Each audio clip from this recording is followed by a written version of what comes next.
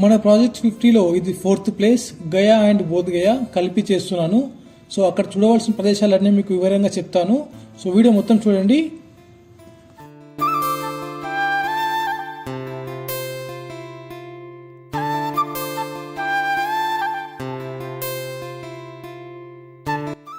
నేను కాశీ నుండి గయా క్షేత్రంకి అయితే వచ్చాను. బై కారులో అయితే వచ్చాము. కాశీ నుండి ఇక్కడికి దాదాపు 260 కిలోమీటర్ల డిస్టెన్స్ అయితే ఉంటుంది. గయాకి చాలామంది పితృకార్యం చేయడానికి అయితే వస్తారు. ఇక్కడ నది ఉంటుంది, ఫాల్గు నది అని. ఈ నదికి సీతాదేవి అయితే శాపం పెట్టింది. ఆ స్టోరీ కూడా మీకు చెప్తాను ఇప్పుడు. కాశీ నుంచి దాదాపు 4 గంటల సమయం అయితే పడుతుంది రావడానికి. గయా క్షేత్రం దగ్గరికి అయితే వచ్చేసాము. ఇదంతా టెంపుల్ కారిడార్. ఇక్కడ లోపల విష్ణుపాదం అయితే ఉంటుంది. విష్ణుపాదం పైనే పిండపదనం అయితే చేస్తారు. సో మేము పొద్దున్నే వచ్చాము కాబట్టి చాలామంది తక్కువగా ఉన్నారు, ఎక్కువ మంది అయితే లేరు. ఇప్పుడు ఇదంతా పిండ ప్రదానం చేసే ప్లేసెస్. ఇదంతా ఇక్కడికి దగ్గరలోనే ఫాల్గు నది అయితే ఉంటుంది. సో ఇప్పుడైతే నేను దర్శనంకి అయితే వెళ్తున్నాను. లోపలికి మొబైల్స్ అయితే అలౌడ్ లేదు. లోపల స్వామివారి పాదం ఈ విధంగా ఉంటుంది, దర్శించుకోండి.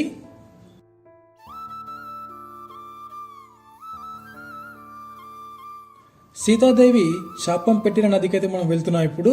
ఇక్కడ కనిపిస్తుంది కదా, ఇదే సీతాదేవి శాపం పెట్టిన నది. సో ఈ నదికి శాపం పెట్టడానికి కారణం అయితే చెప్తాను ఇప్పుడు. రాముడు తన తమ్ముడైన లక్ష్మణుడితో మరియు సీతాదేవితో తన తండ్రి దశరథునికి పవిత్ర కర్మలు చేయడానికి గయాకు వస్తాడు. రామలక్ష్మణులు పిండ ప్రదానానికి కావాల్సిన సామాన్ తీసుకురావడానికి అయితే వెళ్తారు. అప్పుడు నది ఒడ్డున సీతాదేవి కూర్చొని ఉంటుంది.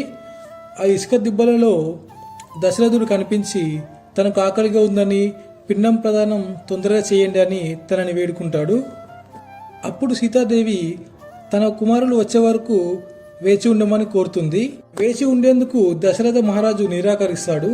వేరే మార్గం లేకుండా 5 సాక్షుల సమక్షంలో అక్షయ వ్రతం, పాల్గొన నది అండ్ ఒక ఆవు, ఒక తులసి మొక్క మరియు ఒక బ్రాహ్మణుడు ఆమె అతనికి కావాల్సిన పిండాన్ని అయితే ప్రదానం చేస్తుంది.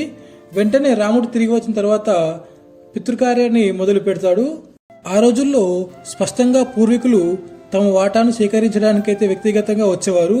మరియు దశరథుడు కనిపించినప్పుడు వారు ఎందుకు ఆశ్చర్యపోతారు. సీతాదేవి అప్పుడు జరిగిన విషయం చెప్తుంది. కానీ రాముడు తన తండ్రి ఇసుకతో చేసిన పిండాలను స్వీకరిస్తాడని నమ్మలేకపోయాడు. సీతాదేవి తన సాక్షులను ప్రస్తావించి రాముడికి నిజం చెప్పమని కోరుతుంది. 5 అక్షయవ్రతం మాత్రమే ఆమె పక్షం వహించి నిజం చెప్తుంది. మిగిలిన వారు అబద్ధం చెప్తూ రాముడి పక్షం వహించడానికి ప్రయత్నిస్తారు. అప్పుడు కోపంతో సీతాదేవి వారందరినీ ఇలా శపించింది. ఫాల్గు నదికి గయ వద్ద ఇక నీరు ఉండదు అని, ఆవుకి ఇక ముందు నుండి పూజించబడదు, వెనుక నుంచి మాత్రమే పూజించబడుతుందని, గయాలో ఇకపై తులసి మొక్కలు ఉండవు అని, మరియు గయ బ్రాహ్మణులకి ఎప్పటికీ సంతృప్తి చెందదు, వారెప్పుడు ఆకలితోనే ఉంటారు మరియు ఎక్కువగా కోరుకుంటారని, గయాకు వచ్చిన వారందరూ అక్షయవతంలో కూడా పిండ ప్రదానం చేస్తారని ఆమె అక్షయవటాన్ని ఆశీర్వదించింది. అక్కడి నుంచి మంగళగౌరి అమ్మవారి ఆలయంకి అయితే వచ్చాము. ఈ ఆలయం టెంపుల్ నుంచి 2 కిలోమీటర్ల దూరంలో అయితే ఉంటుంది. లోపలికి దర్శనంకి అయితే వెళ్తున్నాను. గుడి అంతా చీకటిలో ఉంటుంది. అమ్మవారి దగ్గర ఒక దీపం వెలుతురు ద్వారానే మనమైతే అమ్మవారిని చూడాలి. లోపల అమ్మవారి విగ్రహం ఇలా ఉంటుంది. ఈ పిక్చర్ని నేను గూగుల్ నుంచి తీసుకున్నాను. యాక్చువల్లీ ఇంత క్లియర్గా మనకు కనిపించదు. టెంపుల్కి వెళ్తే వెలుతురులో కొంచెమే కనిపిస్తుంది. అక్కడి నుండి బోధ్ గయ అయితే వచ్చాము. బుద్ధుడికి జ్ఞానోదయమైన ప్రదేశానికి అయితే వెళ్తున్నాము. ఇక్కడ చాలా టెంపుల్స్ అయితే ఉంటాయి. దేశాలుగా ఎవరి దేశంలో వాళ్ళు రిఫరెన్స్గా వాళ్ళ టెంపుల్స్ అయితే కట్టుకున్నారు ఇక్కడ. సో ఇక్కడికి వచ్చిన తర్వాత మనం మన వెహికల్ అయితే వెళ్ళడానికి ఉండదు. లోకల్లో ఎలక్ట్రిక్ ఆటోస్ అయితే ఉంటాయి. వాళ్ళు పర్ హెడ్ 200 రూపాయలు ఛార్జ్ చేస్తారు. కొన్ని టెంపుల్స్ అయితే తిరిగి చూపిస్తారు. చాలా టెంపుల్స్ ఉంటాయి తిరగడానికి. ఒక డే అంతా పడుతుంది. సో మేమైతే కొన్ని టెంపుల్స్కి అయితే వెళ్ళాము. అందులో మొదటగా 80 ఫీట్ బుద్ధ స్టాచ్యూకి అయితే వచ్చాము. ఇది అక్కడి వరకు మనం వెళ్ళొచ్చు, కానీ మేము వెళ్ళిన సమయానికి అక్కడ గేట్ తాళమైతే వేసి ఉంది. లోపలికైతే వెళ్ళలేకపోయాము. అక్కడ నుంచి ఇంకొక టెంపుల్కి అయితే వచ్చేసాము. మొదటగా థాయిలాండ్ టెంపుల్కి అయితే వచ్చాము. ఇది థాయిలాండ్ మహారాజు కట్టించిన టెంపుల్ ఇది. లోపల చాలా ప్రశాంతంగా అయితే ఉంటుంది. అప్పుడు మేము వెళ్ళిన సమయానికి వేరే వాళ్ళు ఎవరైతే లేరు అక్కడ. మేము వెళ్ళి దర్శనం చేసుకొని మళ్ళీ బయటకైతే వచ్చేసాము. అక్కడ నుంచి తిరిగి ఆటోలో వేరే టెంపుల్కి అయితే వెళ్ళాము. ఇది చైనా వారి టెంపుల్, చైనా వాళ్ళు కట్టించుకున్నది. సో ఇక్కడ కూడా చాలా మంది ఉంటారు అనుకున్నాం, కానీ ఎక్కడ మంది అయితే లేరు. సో చాలా టెంపుల్స్ అయితే క్లోజ్ అయితే ఉన్నాయి.